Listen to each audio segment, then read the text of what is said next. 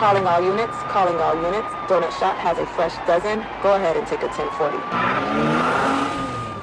Well, let's salute, my brother. Salute. It's been years. It's been a long goddamn time since I've seen you. It's been years since we've met, and we see. Let me just drink this. Yeah, drink. So he's saying it's been years. It's been years. How many years? Dude, it's been at least like, what, six years since the last time 7 years? Yeah, Easy? Yeah. Something like that? Wow. Did one of my first Heroes Nights that I've done. Yeah. For police, fire, teachers, nurses, military. Yeah, you did the whole board. Free show. Come on down to the Improv in Miami. And Back when it was at the Grove, right? in the Grove, Yeah. So That shit was packed, dude. we recommend a $5 donation. We're not asking for no tickets. Yeah. But we donated to a police athletic where my man was here and killed it. Came up Yeah. on stage and ripped That's it. when I kind of sucked. No, but you had some burners. You had some Yeah, it was cool. I wasn't as good as I was now, but it was one of those shows where, like, looking back at it, you're just like, I was saying that shit, like that's horrible, you know. Like those are the kind of shows where you're just like, I could have done way better, but you know, you live and you learn. grow. Like you're not the best off bat. You know what I'm saying? So 7 years go by, right? Yeah. And we took our own paths. Yeah. And continued success actually accelerated in his line of work. I don't know if it's accelerated, but it was fun. You've done stuff that people haven't done. Yeah, that's for sure. Yeah. So if you're in the wheelhouse of what we're doing, people take off and they go their own little ways on their pathways and they do their thing. Oh, this guy's doing this now. This guy's doing that. Yeah. So Cisco, from the get, we did. I think it was Florida's funniest comedian. Or something. I think it was Florida's Let's funniest. intro first. Oh my God, I forgot. Hey guys, so what's up? long as What's up, guys? It's Nick from Nick Off Duty. And Justin from Florida. And if you don't know, now you know. Cisco Duran. He is. Zoom. My man is a comedian, local, and a nation. Did you go worldwide yet? Yeah, I mean, I'm torn across the country. I've been to every state, but I mean, I haven't really been to like Louisiana and Hawaii and stuff like that. But I've been pretty much everywhere else. No Yeah. Louisiana. Yeah. So Yeah, which is weird. you're at a home stent right now. What is it, COVID and everything? I'm still touring. Oh. Yeah, this is my first weekend off in a while. Yeah. You know, like I still tour. Just got to be safe. Got to get tested. You Yeah. know, got to wear a mask in the airport. When I get to the clubs, they got to scan me and stuff like that. Yeah. So I still got to go through the whole process. But I'm still touring. You know, Okay. still making people laugh, just at a lesser capacity. Yeah, because I saw if on your Instagram. By the way, go ahead, Yeah. shout out your Instagram. Yeah, Cisco Duran 305. Am I looking there? Yeah, whatever. Yeah, Yeah, that's the Cisco, audience. no, this is mine. That's Cisco yours. Duran. I was looking at all the cameras like, shit. No, Cisco Duran 305. CISCO is not Thong Song Cisco. All right. I used to go. Yeah. Remember, I used to go by like SISQO. Yes. That's Yeah. when I first started. It was Yeah. like Cisco, and everybody Yeah. was like, "Oh, Thong Song," and I'm like, "Fuck you." Yeah. And then I switched it to Francisco. All right. Yeah. So real quick. We go by the Avengers rules, but I think it's going to be out the window. This Oh, is gonna wait, be, no cousin? No. If it flies in Avengers, Okay. it flies here. So, Okay, cool. All right, so I'll just tone it down. So technically, you're just a cussing character. You're a cussing However, superhero. for this Right? episode, I'm Deadpool. That's right. Yeah, I'm Deadpool. I was just about to say. I could cuss. I'm Deadpool. For this episode, Yeah. said Cisco. This is. I'll tone it down. It'll be okay. Hey, you do you. Hey, okay. but We don't wanna hold you back. We appreciate it if the audience maybe gets a little used to it from time to time. Listen, we're bringing on people, and it is what it is. Yeah, We're gonna yeah. be real people. Yeah, let's be real. So your reason why I say that I thought you were at STEM because you're now doing some stuff locally too with Yeah. some big Only in Dade 305. Yeah, Oh, shout out for to sure. Only in Dade. Yeah. I saw you doing some of their comedy shows. Yeah, I did their very first drive-in show at the Desertland Park, drive-in movie theater. Oh man, drive-in dude, shows. it was 200. It was over 200 cars, man. It was, dude, it's amazing. Like it was, and honestly, it's the first time I've ever done like a drive-in. So, like I've done theaters for like 10,000 people. Yeah. I've done sold-out shows. Yeah. 6 back-to-back sold-out shows where it's like 400 people. But I've never done a drive-in where people are listening in the radio and you don't hear laughter because they're in their car. Like, So yeah. Did you tell them to honk if it's funny? So this is what happened during the show. Yeah. So Laz goes up, DJ Laz and Fireman Gooch go up, and they were funny, they were good, but there was no laughter coming out. Like you can't gauge how well you're doing when people are inside their damn cars, right? Yeah. So and Caballo goes up, and Caballo's doing great, but again, nobody's honking, nobody's doing anything. So I bring Laz and Gooch to the side. I go, hey, bro, I don't care.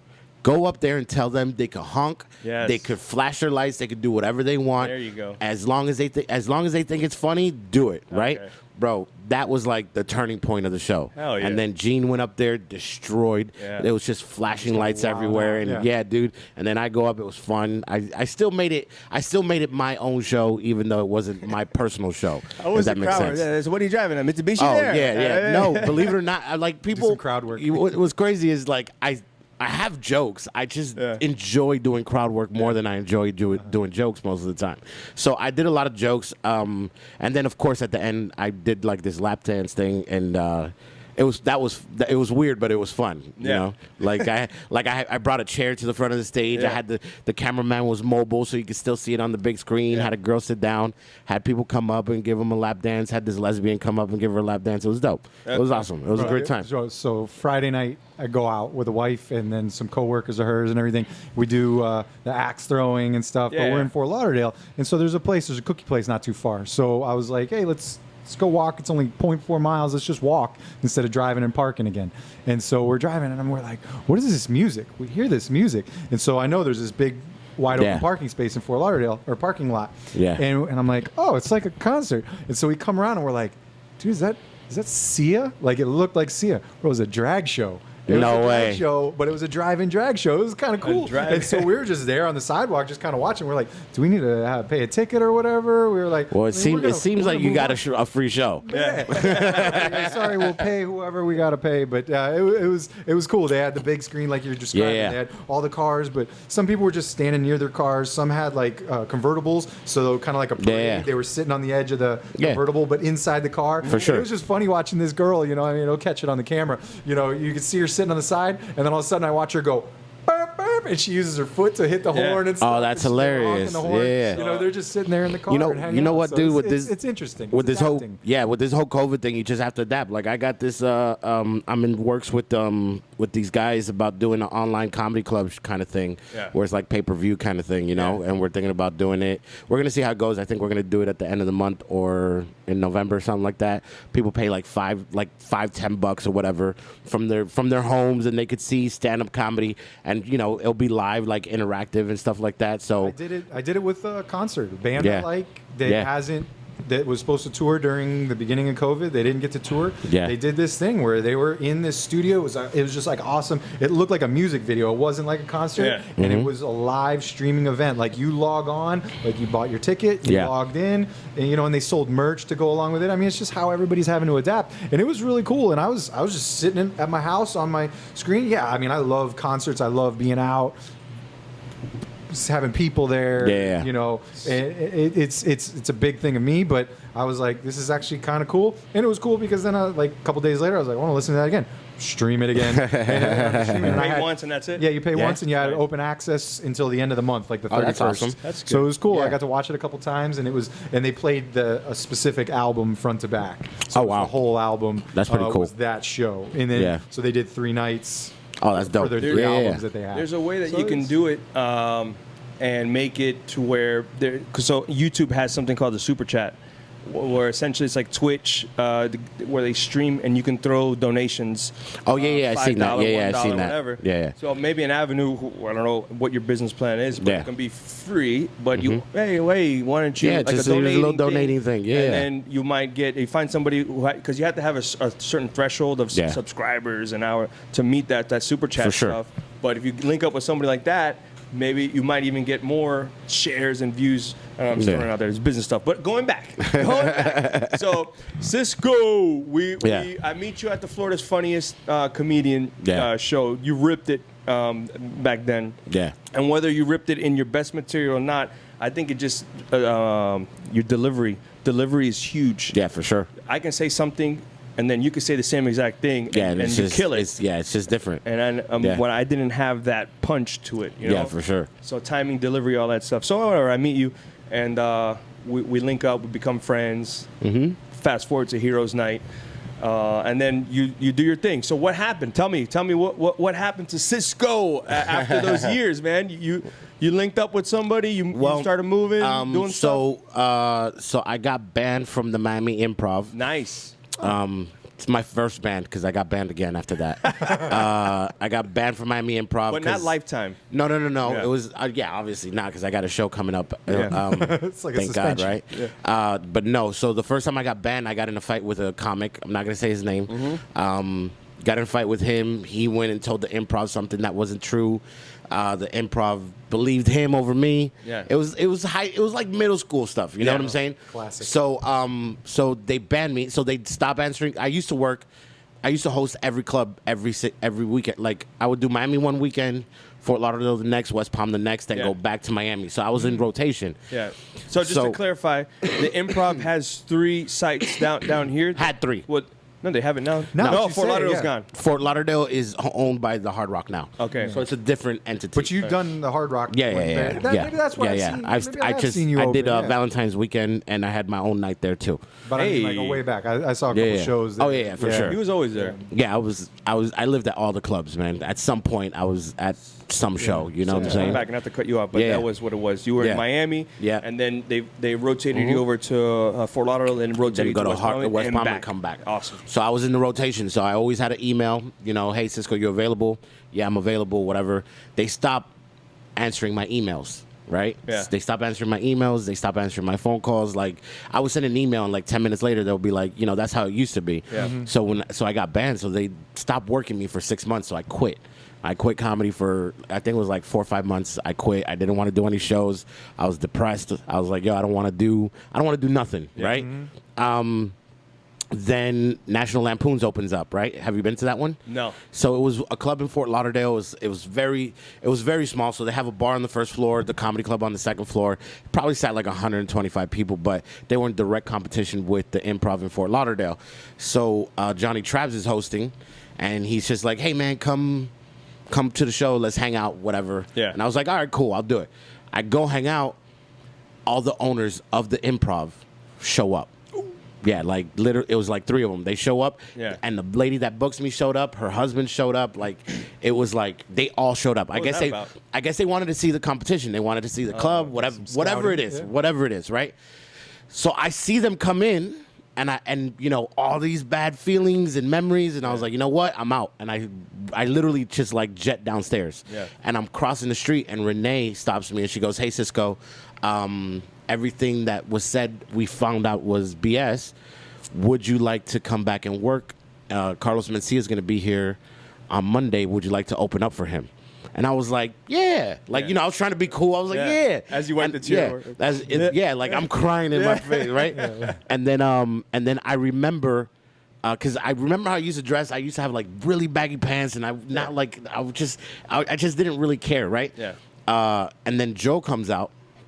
And Renee's like, "Hey, he's gonna host for Carlos Mencia," and Joe was like, "Yeah, that's cool, man. Just I'm gonna give you some extra money. Just change your clothes." Like these are the owners. These are the owners. He was like, "I'm gonna give you extra money. Just buy new clothes. Just dress up a little bit, Okay. And then I show up, do the show with Carlos, killed. Right. Yeah. That was the first time I've been on stage for 6 months, and then he, we got along, and a couple years later after that, he was like, "Yo, come on the road with me," and I'm still touring with Carlos Mencia, so it's good times, Cool. That's good. And then so, but not only Mencia, but you also have done stuff on the Kevin Hart had a show, Comedy Central. That was interesting, man. And how'd you get linked up with that? So they wanted to do a show in Miami where they got like, what they thought were the best comedians at the time, right? Yeah. They did, so they called me before they even did the audition. Right? Because they were doing an audition at some weird place. I forgot what it was, right? And they called me and they're like, "Yo, Cisco, you were recommended by the club. We love you." And I was like, "Yo, dope. Like, just give me the information." They'll go, "We'll call you when we're ready for you." Yeah. So in my brain, I got the gig. I'm good, right? Yeah. I'm excited, but I can't tell anybody yet because they're like, "Yo, don't say shit." Yeah. They invite me to the audition. a bunch of comics are there, you know, and I'm just sitting in the back because I'm not performing. They're like, oh, you're not performing, you're not going to be on the show? And in my brain, I'm like, yeah, I got it. Don't worry about it, right? So they do the audition, dude, whatever. I say what's up to the boys. They don't call me at all. Like, I don't get an email. Like, Kevin Hart's going live on his Instagram. Like, yo, I'm about to be in Miami. Like, this is a week before the actual really taping. Last minute for you. Bro, like, legit, I start crying, right? Like, I'm being a little wuss at this time. I'm start crying. I'm like, he told me I was going to be my first TV credit. Yo, I get a phone call the very next day. And they're like, they go, all right, Cisco, we need you to be in Miami at this time next week. And we're going to pay you a little extra to buy some No, clothes? not at all. Okay. No. We want those old clothes back. So it turns out they chose me, JB Ball, Pam Bruno, and plus Pierre. Okay. And yeah, so and what was crazy was right after that phone call, I got a phone call from Gotham Comedy Club in New York. And they were like, we want you. So I'm filming Kevin Hart Saturday. I have to be in New York Friday. I'm on tour with Carlos, so Thursday I'm in Kansas City. Woo! So, like, now I'm buying these tickets. Yeah. So I'm, like, in Kansas City, sitting up for Carlos, open up the show. Next day I'm on a plane going to New York, doing Gotham Live. It was me and Ahmed and a couple other guys. And then did that, which was totally live. So if you fuck up, you fuck up. Yeah. Right? Like, there's no going back. Yeah. Did that. Great show. Get on a plane the next morning, land in Miami at 10 in the morning to film Kevin Hart that same night. Like, and then get in a plane on Sunday to go back to Kansas City and close out the weekend with Carlos. Like, it was a great weekend. Yeah. Yeah. It was. Did you get on the, excuse me, I'm a comedian. As you get on the plane? No, at all, dude. I was still in economy. Yeah, so it was, as a matter of fact, I bought basic economy, which means you don't even choose your own seat. Yeah. So, you wait in the line. Everyone else. Yeah, right. Now bored. I'm like, guys, I got important stuff to do, and they're like, who are you guys? Just sit in the back. Excuse me. You're gonna know me. You'll know me. You'll know me. Just watch TV soon. Just watch Comedy Central in the next 6 months. Did you get to meet Kevin? I met Kevin. Probably one of the most humble, richest dude I've ever met. Yeah. Like, the dude legit sat down, talked to us, ate chicken wings like we were boys, you know, greasy hands, sucking his fingers and stuff. Yeah. I guess he partied the night before, so he was a little hungover. Mm-hmm. But dude, professional, showed up, did his thing, funny as hell. Yeah. And, you know, like, then he talked to me after the show, after we recorded, because the show was crazy. Like, because what you see on TV is not what you get in real life, right? Mm-hmm. So, like, on TV, it looks like everybody killed. Yeah. Not the case. Like, not the case. There was some bombs in there. Yeah. But they filmed it and edited it to the point where it looks good. You know what I'm saying? So he came up to me. I was the only. Yeah, for sure. I was the only comic that didn't ask him for a picture. Because ever since I started doing comedy, I was like, I don't want to be that guy. Yeah. So I never asked him for a picture. And he came up to me and was like, dude, you're funny as hell. Keep it up. You know, and he was just very nice about it. Yeah. Very, very nice about everything. He was like, legit, he was like, yo, you made me laugh. Yeah, that show, funny that you were in Miami at that time doing it, and we got approached. Our agency got approached because they wanted to do something with police officers. Yeah, they did, though.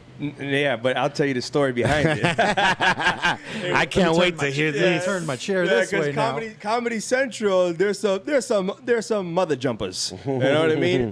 They're very, like you said, hush hush. You can't talk. You can't say anything about it. Yeah. So we started a vlog, and we're like, hey, can we just get Kevin to say, hey, I'm here with Miami Police, and shout out to the vlog or whatever. And they're like, yeah, we'll get that. We just need from you. We need 2 officers, a uniform patrol car, whatever. They needed all this huge thing. I was like, hey, we just want to give me 2 minutes with the guy so we can be like, hey, shout out, guys, we're here with Kevin. So they're giving us the runaround. Yeah. Showtime, you know, all the production's there, and they're giving us the runaround.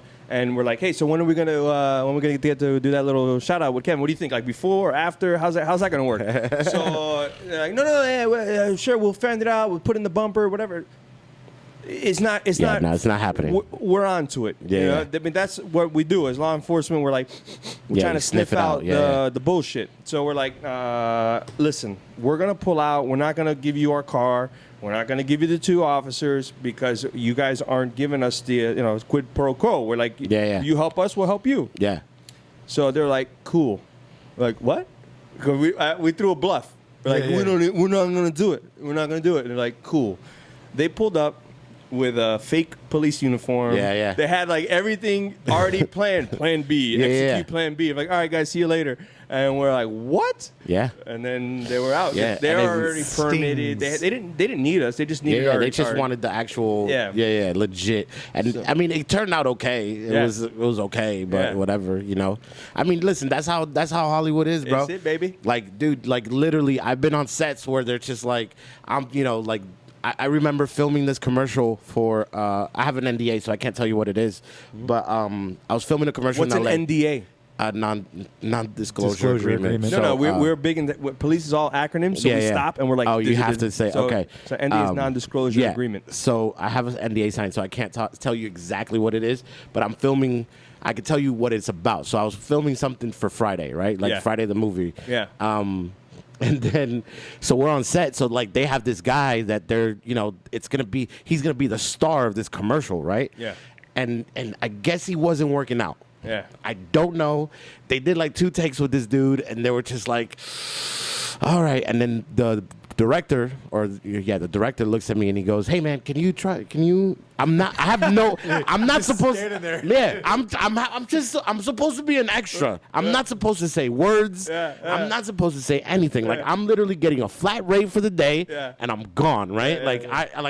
Dude, I'm eating my McDonald's in front of them and they're just like like I'm just, because it wasn't like a real set. It was just like we go to the original house where they filmed it. Yeah. And I'm supposed to I'm just supposed to do what do you say? I'm just supposed to give them like facial expressions. Oh, okay, yeah. Right? Like React I have no words, so I'm supposed to be like, damn, like that. So those are the things that I'm doing. And then so I'm eating my McDonald's, and the director looks at me, he goes, "Hey man, you think you could do those lines?" And I was like, "Yeah." Wrap up.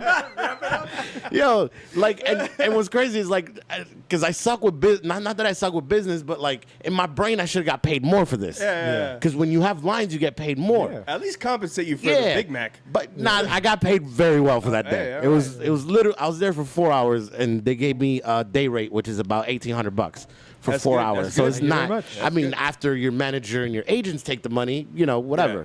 So I do the lines, and they end up going with mine. I mean, I don't know when the commercial's gonna come out. Hey. Because it was 3 weeks before COVID actually hit. So I have no idea when it's coming out. So what was the project for again? Friday? You said Can't Friday. do it. You can't. I can tell you we were recreating Friday scenes. Okay, so But I can't tell you what the company that we were filming for. Okay, Friday the 3rd. No, like next Friday. Friday. Oh, yeah. You didn't see what he just did? He went, Jesus Christ. Sorry about that, bro. Nick. I'm back on track. Oh, man. Hey, Smokey's back here taking it. Yeah. So we're recreating scenes. We pick up a brick. That was, we do all of that stuff. So it's fun, But COVID just messed up everything. Yeah, man. Everything. When I tell you everything, bro, dude, I was supposed to be on HBO. I was supposed to be on Euphoria. That got canceled. Just 3 weeks to flatten the curve. Yeah. It was flat soon. All right, so if you're like, hey, when are we gonna talk about police stuff? Well, we could do it. We're gonna go in later on in after a couple of breaks, we're gonna talk about some police stuff with Cisco because everyone who's human, everybody got has questions. Yeah, questions. So we're gonna go into that later with Cisco. Jump on a break, and we'll be right back. All right, let's go. Hey guys, I want to tell you where I just bought my last few guns from, Zulu Armoury. I want to thank those guys, Rolando Garcia. He's the man down there. They're over in Doral, 1365 Northwest 98th Court, number 7, down in Doral, not too far from the Dolphin Mall. Go check them out. They got great deals. They have ammo in stock right now. Instagram is great too, at Zulu_Armoury. Go check them out. They always show off what they have in stock. You can preview it. Just give Rolly a call.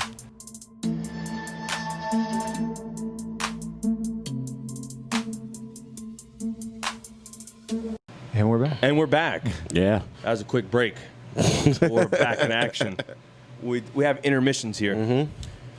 So let's take it back to when you first started. Tell me how you started stand-up comedy. So I first started because I wanted to impress my dad. Right. Okay. So my dad was the life of every party. He wanted to make everybody laugh. He legit was the funniest dude I know. Yeah. I knew. Right. So we grew up watching Martin Lawrence and Richard Pryor, and he would just die laughing. And I'm like, oh man, like, you know. And then we grew up Jehovah's Witness, so my dad really couldn't. You know, he wasn't like a cuss. Like, he would cuss when people aren't around, like a sailor.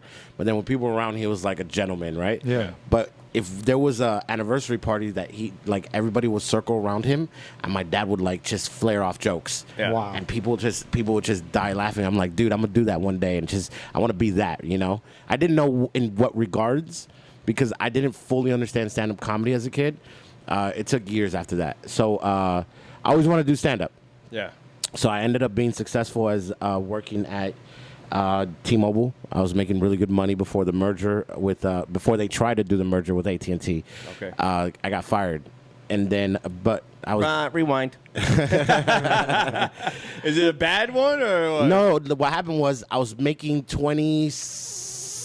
I want to say like $23, $24 an hour. I maxed out. Yeah. I maxed out at my level, but I was just a call center rep. I was making a certain amount because I was the top 3% of all their call center reps, and I was getting Spanish pay, and I was getting supervisor pay, and I was getting night pay because I would work nights. So I was getting all this money, and they were looking. And when they were doing the merger, I guess they were looking to cut ways. So they called me into the office, and they were like, "Hey, Cisco, we want you to be a manager." But I was being reckless at that time. Yeah. And I was like, dude, if I'm a manager, I can't go to no strip club till 0:00 in the morning and come in and then smell like booze and vagina. Perfume. Yeah. Oh, you said vagina.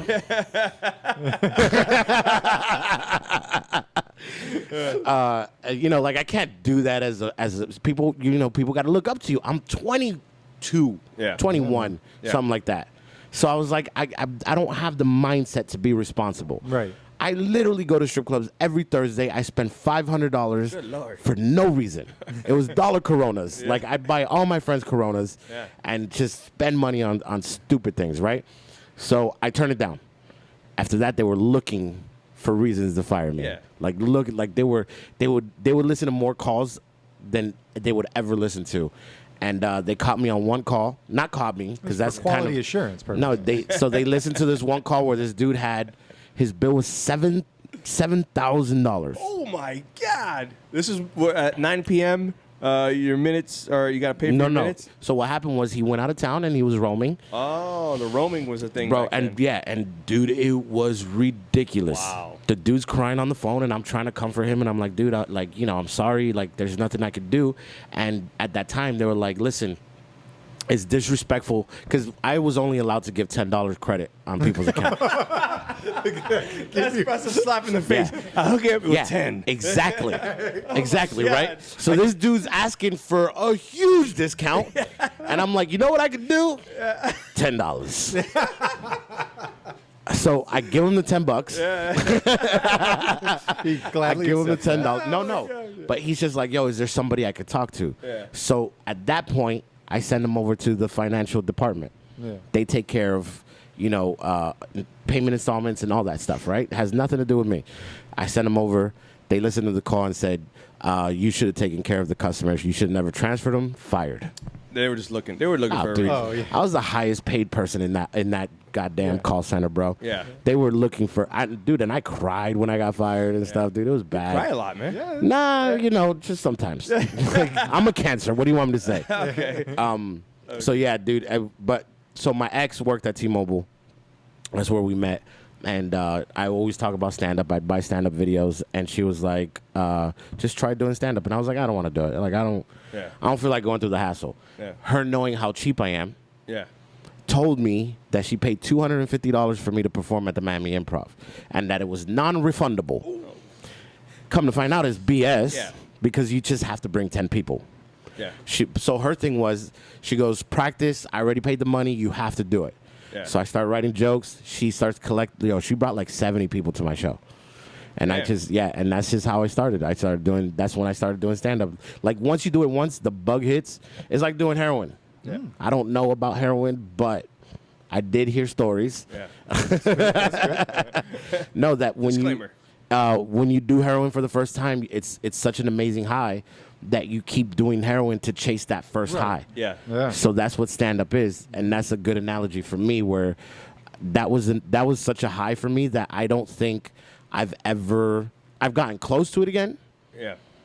I've gotten so close to it, but it's never the same.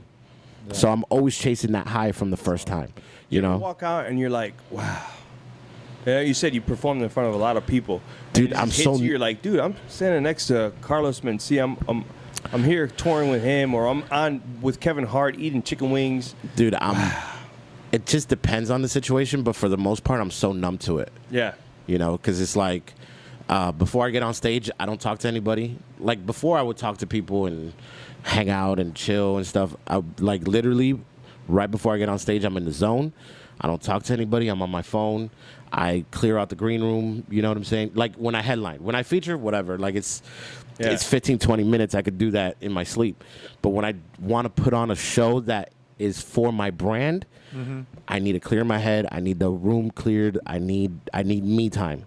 You know. So when it comes to that, like it's just I'm numb for the most part. Like I think it'll be different when I could sell out like a 10,000 seater or something like that. You know, like that's when it'll be like a new high or something like that. I think it's still gonna be in that same zone for sure, dude. And when you said that, I locked in on that because even in like the little things before, I would walk out of the improv and pace back and forth with headphones on, and listening to music, and I'm just like trying to, and I'm pacing. People are like, "Whoa, this guy's weird. This guy weirdo in front of the improv." Yeah. And then I would go in and go like when it's how many? I got 4 more, 2 more. Okay, and then I start making my way towards the green room. But you said something about feature versus headline. So those of you that don't know, in the stand-up world, there's an opener, right? You have the MC, feature, and a headliner, which is essentially your host, right? Yeah. Person that opens up, warms up the show a little bit, and they're usually 10 minutes. 5 to 10. 5 to 10 up front. So the show opens up. Hey, welcome everybody. Hey, I'm so and so. Blah blah blah. Tonight we got a great show for you. Hey, and they do a little crowd work. They do a little material, and they bring on the feature. The feature either travels with the headliner. Most of the time now they travel with the headliner. So so that's a thing now. So where they just the headliner's like, hey, and you're hand selected. Hey, I really like you. Come with me. Let's go. Yeah. And they complement each other. Because no, well, you don't want. What I'm saying is, you don't want two of the same. There's a lot of headliners that bring on comics that aren't that funny because they don't. So it's like they complement each other.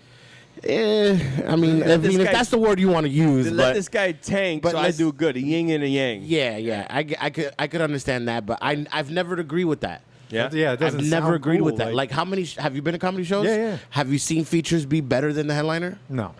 Ever. No. They're usually okay. Mm-hmm. Yeah. Okay enough that you cackle a little bit. You're just like whatever, and you keep eating your food and drinks. And by the time the headliner goes up, you're done with your drinks and food, right? Mm-hmm. And all you're doing is getting more drinks at that time. And you're ready to flow. I never agreed with that. I hate it. Mencia always tells me, you better swing for the fences. Yeah. Right. Yeah. He goes, you better make me work. You know what I'm saying? And I like it sometimes when, like, say that feature level is just maybe they're a different style. We know we bought a ticket to see this cat, and we like that style. Compliment. But then we get this guy who's funny in his own right, but he just talks different. He's got a different swagger to him, and then it's like, wow. That's what I was trying to say. Is that either they suck. Hey, I gotta say something. They suck. Or no, but you're right. But 90% of the time they suck. Okay. Yeah. 90% of the time the feature sucks. Or maybe they suck because they're here to see Cisco, and Justin comes up with a different sense of humor. You bring it in a crowd, or maybe they just suck. I'm just trying to clean it up. Listen, I've seen so many different features, man, and I'll tell you right now, 90% of them are just, it's not even that they don't complement each other. It's just, dude, they're just not ready for the feature position. Yeah. Like, and I'll be honest with you, I wasn't ready to feature with Carlos. Yeah. You know what I'm saying? But like most of these headliners bring on features for a year. Try to teach them as much as they can and get rid of them. I've been on tour with Carlos for 6 years. Oh, wow. You know, like consistently. Like there's been no other features unless I have to cancel a weekend because I'm doing my own thing, you know? Yeah. So like, ever since I started talking with Carlos was like, swing for the fences, bro. Make me work. He goes, I love that. Yeah. Like, and perfect example, I was doing Umbrella with a Dominic show down south, and I was headlining, and Gene Harding was a feature. I had a long night the night before. I'm knocked out in the green room on the couch. I wake up 5 minutes before I'm supposed to get on stage. So Dominic comes in and he's like, "Hey man, you're next." So I get up, I walk out, I hear Gene killing. I walk out and I see him getting applause breaks and killing. And the girl that I was with next to me, I go to her, I go, what did I say? Oh, I said, oh, is this what he's doing? Watch what I'm about to do. Because to me, it's a competition. Oh, yeah. I love the feeling. Like, if you suck before me, I don't have to try that hard. Mm-hmm. I want to try hard.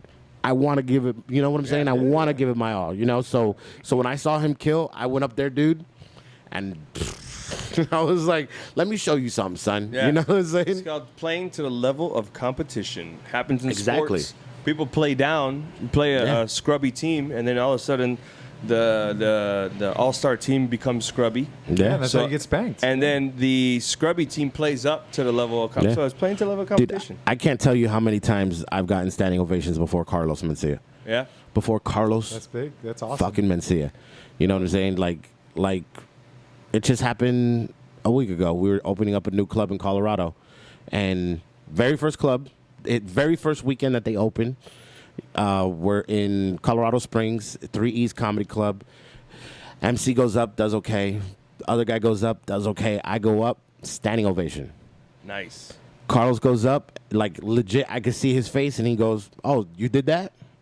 And goes up and straight brings it to another level that I've never experienced in my life. You ever pissed him off? We get in fights, man. We almost got into fist fights, man. Yeah? Yeah. It's like Brotherly love. Dude, listen, man, I'm sure, how long you been married? 3 years. 3 years. I'm sure you've gotten into fights where it's like, what are we arguing about? Yes. That's just what it is, man. We argue, dude, we've argued about fucking shoes, man.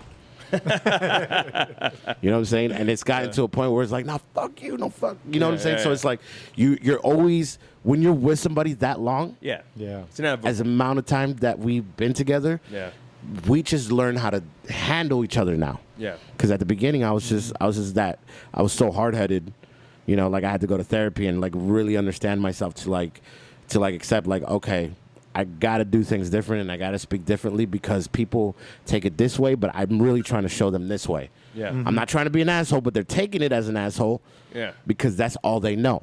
So me as a, you know, because comedy is all psychology. Yes. So, you know, it's I literally could go up on stage and I could read a crowd or read a person's attitude by just looking at them. Mm-hmm. And you know, like jokes are, even jokes themselves. You use one word that shouldn't be there, that joke's not funny anymore. Nope. That's what's crazy about what I do. You know, like for the most part, you have to be a really smart, intelligent person to do stand-up. Mm-hmm. You know, like, because it takes a lot. And that's why I got out. I wanted to leave that one for you. That brings us into the break. Taking a break, Nick's going to go in the bathroom and cry. All right, hey, everybody, check out the new law enforcement boot from Hikes. Woo! Built to last, it's full leather, got a really sleek design, but still very formal if you have strict uniform requirements. Also, of course, it's super light and built like a tennis shoe, good for comfort and for foot pursuits. Anti-static, that means no shocky. So great for my Bondtech guys. Also metal free, great if you work around metal detectors so it's not beep beep beep all day. All their boots have a standard 1-year warranty. With these boots, you can add a year onto that, the 1-year warranty, hence the 2-year warranty, by signing up online. And guess what, guys? They are hooking you guys up for listening to the Donut Shop podcast with 15% off if you just go to Hikes and enter the discount code DONUT. So head on over to Hikes, check them out. You know where to find them, hikes.com. And remember, guys, heroes wear Hikes. And we're back. But back from the break, y'all. So we were talking about how you started, and then your girlfriend set you up $250. Yeah. Wasn't $250. Yeah. It was essentially yeah. open mic nights. Yeah. So at these places, it's an off night. There's no shows booked. It's usually Tuesday or Wednesday where they don't really have anything and they're trying to generate income. So what they do is they get a bunch of locals and they would not force us, but they would tell us, like, if you bring 10 people, we'll give you 5 minutes. It's a requirement. Yeah, it's a requirement. And if you didn't bring 10 people, you don't get on stage. Yeah. So think about it. They'd book 15 people, 150 people would show up. Yeah. But back then, the open mic would always sell out. At minimum, 150 people. Yeah. So, Or they could bring 70. But when I was doing it, it was legit always sold out. The club, like, I think, what did the old Improv where it was down, like, it looked like it was down in a basement. It was like that 300. was back. That was about 325 or something like that. Seating capacity 300. It didn't look like it though. Yeah. Like it looked like it could sit 200, but they fit 325 Squeeze in there. them in there. Yeah. Bro, it was. So when you had an open mic night with 12 people, 10, minimum 10, Yeah. it was a packed house. Essentially, Yeah. it was a packed house. And it was good times, man. It was where I learned how to, it was where I just, like, I'm a workaholic. Yeah. Like, I'll legit, do a show, and then back then I would do a show. I would finish my set, drive to another. I would try to do 2-3 shows in a night. Try to jump As in many on as another, many mics as I could get on. Yeah. Even if I don't get on, I'm sitting in the back so they could see that I'm sitting in the back, supporting, buying alcohol, whatever it is, and so they could be like, "Hey, you want to do the next show?" Like I messed up so many relationships trying to get into this business, because you don't have time. I mean, relationships with a significant Yeah, with other a or significant. something. Yeah, you don't have time to have a girlfriend and make her happy. Right. Yeah. You know what I'm saying? Like this is a selfish business. Yeah. So like my ex left me because I had the one that started me in stand up. Yeah. She supported me 100%. Beautiful woman. You know what I'm saying? Supported me 100%. But the moment that I got a little bit of success, she couldn't handle it. She was like, "Yo, like busy. I didn't sign up for this." Legit, that was her words. Literally, I she didn't did. sign up for this. No, she did. You She's the one. She's the one that lied about the 250 Yeah. bucks. Got me into it, and I was like, "Yo, like I'm going all in," because that's just how I function. I'm all in or nothing. Yeah. Next girlfriend, same thing. Like I was decently, okay in Miami. I was getting popular or whatever, and then I got to the point. I got to that next level, and she was like, "I can't handle this." You know what I'm saying? So it's like I've never really been able to find somebody that's able to handle my career choices. Maybe a fellow comedian. It's the worst thing you want to do. It's the worst. You don't ever want to date a chick that's a comic. You don't shit where you eat? Is that what? No, it's not that. It's just there's a lot of egos in this business, man. And like, listen, and I'm not saying that it can't happen. Yeah. Look at Tom Segura. He's married to Christina. Right. Look at I can't even think of another one, but there's a bunch of comics that are married to other comics. Yeah. A dude from New York that does a lot. Rich Voss. Okay. Married to another comic. You know what I'm saying? But you just have to find if that's what you want to do. You just have to find the right one that puts her or his ego aside, because either one could blow up at any moment. Yeah. And you just have to understand it's his time or her time. Yeah. You know what I'm saying? I just don't have the patience for Think it. about that, though. You have a girlfriend, right? Yeah. And I'm going to flip it on you. And then she's like, oh, by the way, this guy picked me up, and I'm going to go tour with him. Yeah. And I'm going to be gone for a couple months. What do you think? That's why we broke up. But it's tough, man. I mean, sitting in the other seat, that's kind of a big pill to swallow. Listen, man, and you've done comedy, so you understand a little bit of how this business is, because you were in it for, I don't know, how long were you doing it for? I started in 2003. Yeah. Stopped. Yeah. Became a police officer. After a cop, started again in 2011. And then that's when we met in 2010, 2011. Yeah. So I don't know. I can't even tell you the time. How do you count it? Do you count when you started, or you get like No, an actual stage time? I count. Well, you never stopped. That's the problem. I stopped for 6 months, and I don't count those 6 months. Oh, you subtract. I literally subtracted those 6 Push it months back, yeah. because Yeah. it's doing stand up is a muscle. Yeah. So if you stop doing stand up, you kind of forget the little tricks and the little, It's a muscle. Yeah. And it's a hustle. Yeah. Because I did it. Remember, out of college, I started and I was going. I did some stuff on the west coast of Florida. I did what's the Boca one? New York Comedy Club. You ever been there? Damn, that club was horrible. That New York Comedy Club. I did the Hard Rock, the Improv at the Hart when it first started with the red curtains in the back. I did that stuff. I did other little holes in the wall, but it was like you said, 3 nights, three shows a night that you had to go. Yeah, you're gonna do a show, but you gotta line little open mics. Yeah, you have to time it. Yeah. You have to time it, bro. So you saw this guy with the Heroes Night, and I met him before Heroes Night. But what do you think about this guy? With if you were gonna throw this guy up on stage, no, dude. The way I saw it was a dude that. Do you have any tomatoes underneath the table? No, it's not even that. Like when he would call me. And we would talk about his ideas and stuff, and like they were. Oh, and that's one thing about me. I'd never tell anybody if that's a stupid idea. Yeah. At all. No, it was. Yeah. Like I never thought it was stupid, but like I was just I'm always supportive, and my problem that I had with the older comics that we looked up to at that time, you know, like I wanted to do so many things. I was like, yo, let's do skits, let's do blah blah, let's do whatever it takes to get known. And these guys were like, whoa, buddy, like you're not take your time. Mm-hmm. You know what I'm saying? And I hated that. Yep. But I followed their direction, which my personal belief is I could have been more successful than where I'm at now.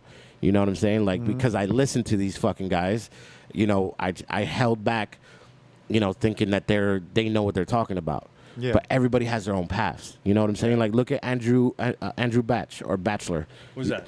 So he's a comic that started back in 2010. King Batch, if on Instagram. Have you ever seen him? I gotta look. I'm out of the game. Dude's doing Netflix movies right now. Has millions of probably over 10 million followers, right?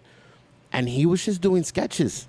He would do stand up, but he would do sketches, man, and that's what got him his fame and his money. And you know, granted, it's not all because of stand up, but stand up is what started him. Like I remember giving him stage time. I remember his first joke he ever fucking wrote, which was no. I'm talking about Andrew King Batch. Okay. I'm not gonna let you off. Don't also forget about. Remember? No, you like about that. He's doing that politician. Let me talk about it. Right, I'm wrapping you around. But like, no, dude, like he started doing videos, man, and he blew up.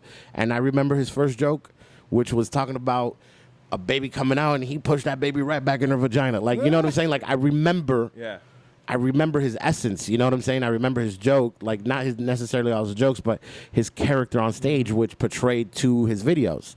You know, and that's what made him so successful because he just kept making videos until he made it. I think now there's other avenues. Back then, it was at least down in this circuit, the improv was the top. That's where you wanted to be. Yeah, if you hit the improv and you're featuring, whoa. Even hosting was like, wow, dude, he's hosting, wow. Swear to God, anybody that featured, I thought was rich. Yeah, and I want to get into pay. And little do you know. We'll talk about headliners. I want to ask you about headliners and how much they make. Not necessarily your situation, but I'll answer.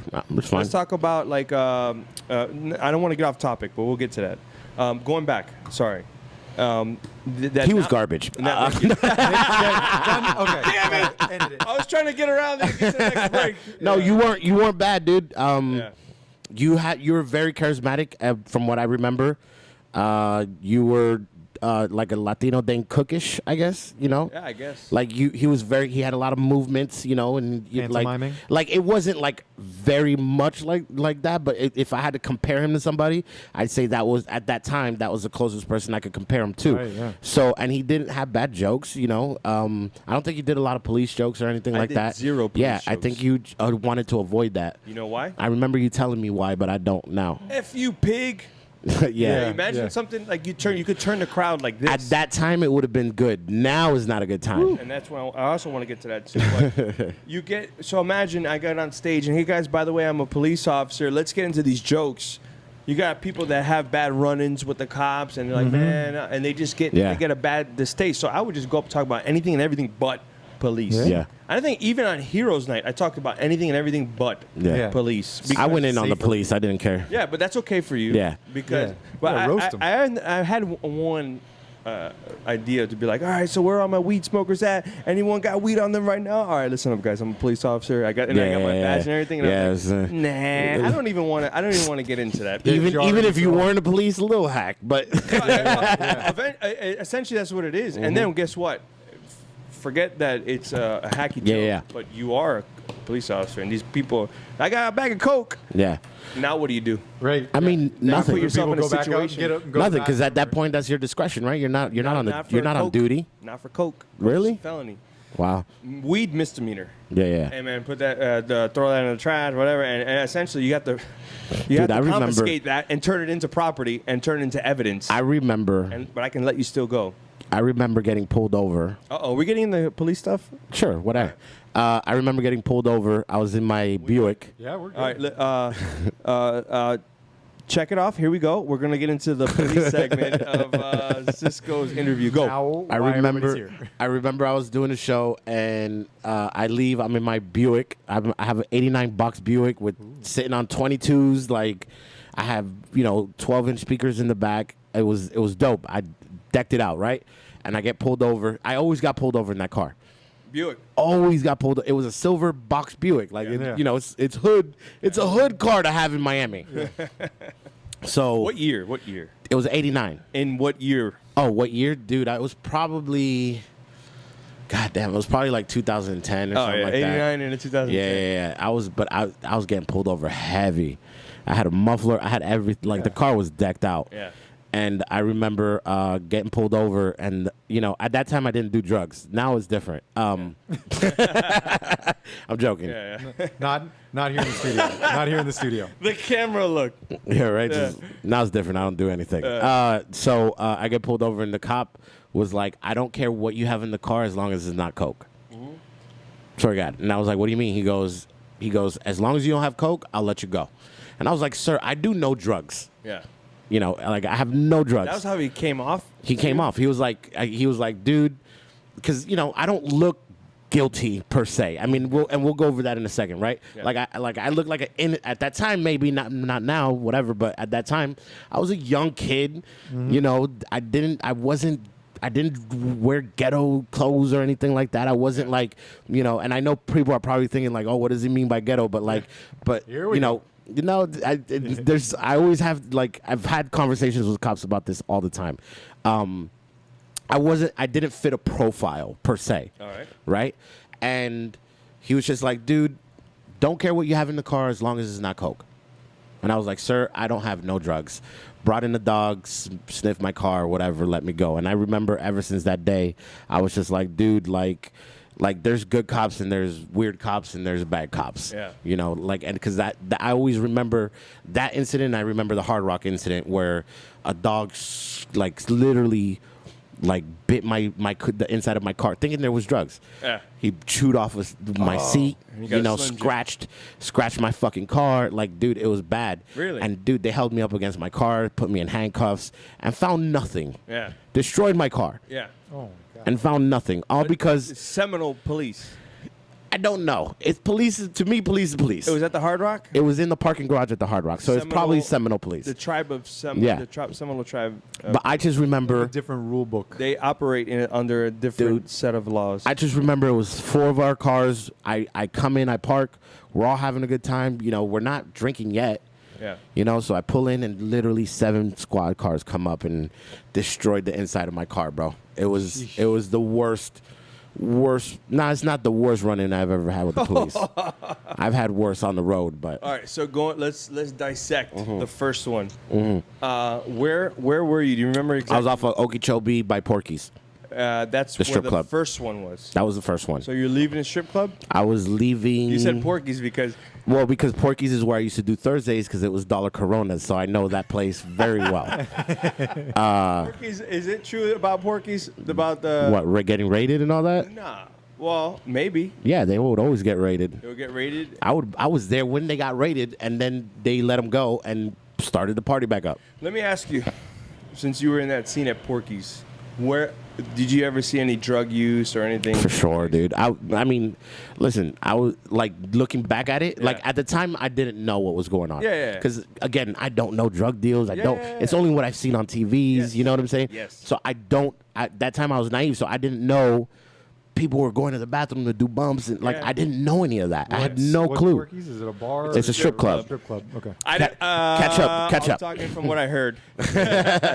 So I was naive. So now as an adult looking back and like seeing people's like remembering people's reactions, I'm like, Connecting the dots. Yeah, that's why 6 people walk to the bathroom at the same time. Like, you know what I'm saying? Like now as an adult, I'm like, yo, I'm not that stupid anymore. But yeah, there was a bunch of illegal stuff going down. You were by Porky's when you got. I was by Porky's. I remember I pulled into a little. Did you leave Porky's? No, I was doing just in the area. I was just in the area, just driving by because I forgot. It was probably like 11. Okay. It was not too bad. It's not, nighttime. Slightly respectable. And I just got pulled over for no reason. I wasn't speeding. My tag was up to date. I had no tints on the car because I wanted people to see me driving my car, you know? Yeah. So, like, I did nothing. And I got pulled over, and they were just looking for coke. Yeah. That's all. So I'm trying to get, what did he give you? You got cocaine in the truck. I was young, so I didn't. No, I'm talking about when he pulled up to your car. That was the first thing he asked. He was like, "Do you have any drugs in your car? I don't care what drugs you have as long as it's not cocaine." Yeah, that's not a good approach. That was the first thing he told me. That's not a good approach. He didn't tell me why I was getting pulled over, and at that time I didn't know the procedure. Like, I'm a young kid. Like, I was scared. There's a tactic that you use, you know, and it's usually after the first approach, and this is just some street cop stuff that I'm telling you, is that I approach the car, right, and I don't know what this person's doing. Hey, this is why I pulled you over, X, Y, and Z. Mm-hmm. Okay, real cool. Thank you so much. I'm gonna go back and run your license. Everything checks out. You'll be good to go. Hey, real quick. There's no drugs, dead bodies. Bombs in the car. I've never got questioned by a bomb ever. Right. But bomb's always a good icebreaker. It makes somebody, you can test their comfort level. Yeah. So you right away you get that reaction. Yeah. So if there's something in there, like, what? So you're just trying to read, like you say, you read a crowd as a stand-up comic. I'm just trying to read the person. So maybe this guy just had a poor way of trying to get a read on somebody. Yeah. Hey, just by the way, like, that's how you stop somebody. You know, and I don't expect there to be anything in there, but you throw it out there as a read. Yeah. I'm just throwing it out there, and they laugh. Some people will laugh and be like, what? No. Some people will get real serious, and they'll be like, no, sir, or no, sir. So I'm just trying to pick up on the tells of what they're doing, and police work is, if you're good, you understand psychology and the way that the body works and the tells. So you're looking for tells. I'm looking for somebody starts touching their pocket. No. It's because they have something in their pocket. They're trying to hide something. Yeah. So you're just looking at everything and trying to take everything in. So I just throw something out there, see the way they react, and if they react normal, like, they're going to laugh it off. Damn, buddy, what are you talking about, man? Oh, this police officer is funny, you know what I mean? And then I'm like, all right, and then boom, come back. Hey, have a nice day. Do me a favor, just buckle up. Do me a favor, fix your tints. Do me a favor. And I didn't like to write tickets. That was one thing. I hated writing tickets. And it's funny because is it a myth that you have a quota? No, but there is so for instance, if I'm a traffic cop and my duty is to enforce traffic laws. Yeah. If I'm the whole month and I go with writing no tickets, what are you doing? Yeah, they're like, what are you really doing out there in those streets? It's a way to gauge your productivity and stuff like that, and your decision making. I feel that. Like, if you did 200 traffic stops, you made 0 arrests, and you wrote 0 tickets. Why are you doing 200 traffic stops? Yeah. Hey, there's a lot of questions that can be raised. Cisco, I'm going to pay you monthly to be a stand-up comic at your will. How many shows did you do this month? I did 2 shows. Bro, it's 30 days in this, and you did 2 shows? Bro, come on, man. I'm paying you monthly to do so that's where the whole thing comes in. There's no quota, but if you're not producing, you're there to work. Yeah. If you're not producing, as a traffic enforcement officer. I don't know if this is a myth or not, but I heard through the grapevine from a cop that depending on how many you write is the part, like, you pretty much get to choose. Like, if you write a good amount of tickets or something, you get to stay in that department. Let's answer that after this break. We'll be right back. What's up, everybody? Hey, it's Justin. Wanted to thank you. You guys have been huge. Blackout Coffee let us know that you've been killing it over there on our website. Thank you very much. They've even offered a new code for us. It's DSP20. That's going to get you 20% off your order. So DSP20 is going to grab you 20% your re-up of your coffee now that you're probably finished with that first bag. So go over to our website, donutshoppodcast.com, or hit up blackoutcoffee.com to get your 20% off with DSP20. Thanks. Now back to the show. All right, yeah, we are back. All right, so the question you asked. Oh, so yeah. My question is, and I've heard this through the grapevine, where it's like, if you work in a really good city, like let's pretend Miami Springs, right, which is nice as hell, not a lot of crime, right? There actually right? They have their. Everyone has their own. Everything has their thing, own elements. But I'm saying like cop safety. Yeah. You know, because there's not a lot of shootings in you don't hear like, you know, oh, there was a shootout in Miami Springs, but like those rich motherfuckers, you know what I'm saying? Like that doesn't happen. So if you want to work in a nice county, I guess, right, or jurisdiction, it depends how many tickets you write. If not, they'll send you to the bottom of the barrel. No. So all right. So Miami Springs is its own department. Yeah. It's its own thing. So they're gonna work. No matter what it is, they're always going to be in Miami Springs. Yeah.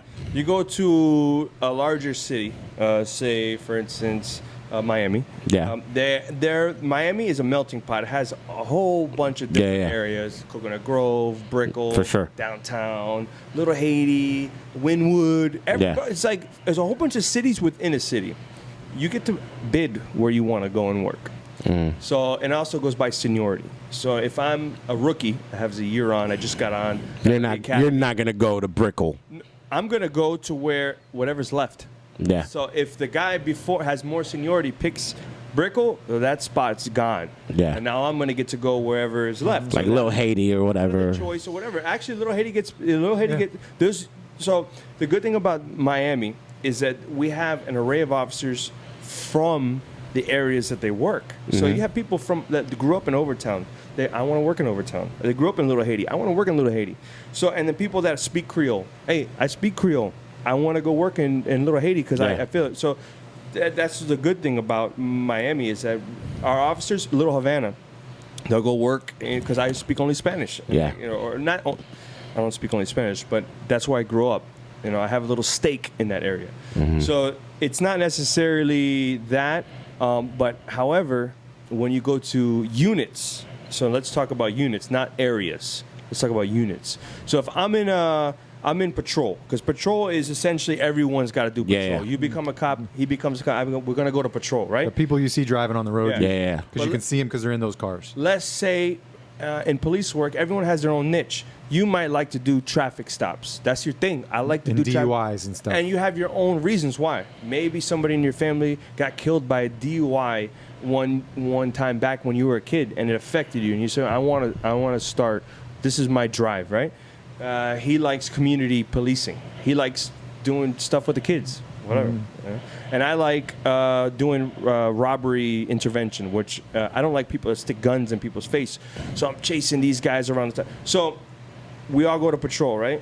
And you start doing a lot of tickets, right? And he starts just doing getting community. to know businesses and knowing all the business owners and making sure that they work together. And then I call my bosses and say, this guy wants to do something for, this underprivileged area and how, and negotiating that stuff. And then I'm looking for guys with guns. I'm getting into perimeter foot chases and car pursuits because and that's my niche. That's what drives me.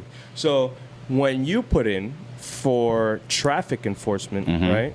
And let's say I put in and he puts in, you're probably going to get the position because they're going to look at your resume and say, well, this guy's lights out. And that you have your interview and you say your story. Hey, no, because my uncle was killed in a DUI and I want to be it. So you're going to get that position because number one, you have the productivity. Yeah. And number two, that's what your passion is. He might not get it because he made two.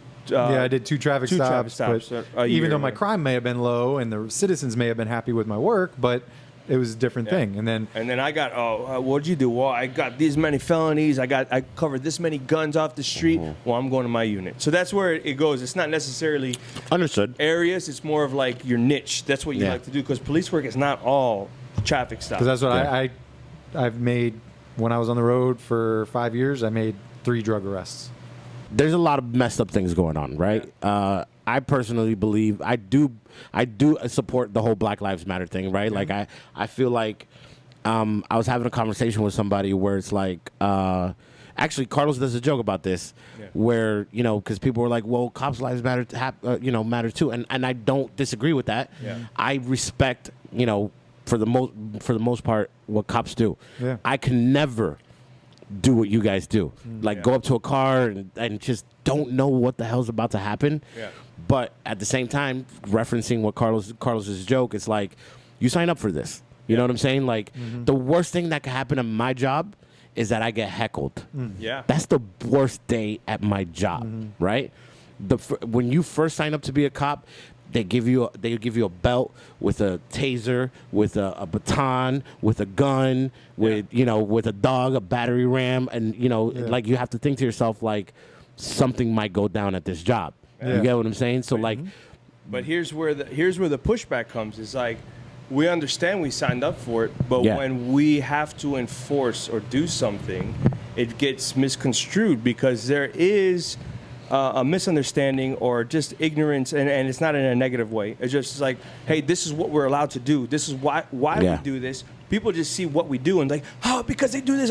Wait a minute, time out. We're doing this because of X, Y, and Z. You said, oh, this cop stopped me. I said, why did he stop you? Where were you? Oh, I was by Porky's. Did you see a lot of cocaine dealing at Porky's? So there's a lot that goes behind it. You just see, and you know what? It's a failure on our end. I believe that there's an outdated training. Maybe I don't know because I don't work for the cops or anything like that. And there's going back to what I was saying about maybe I didn't look ghetto for him to feel give you this perspective, right?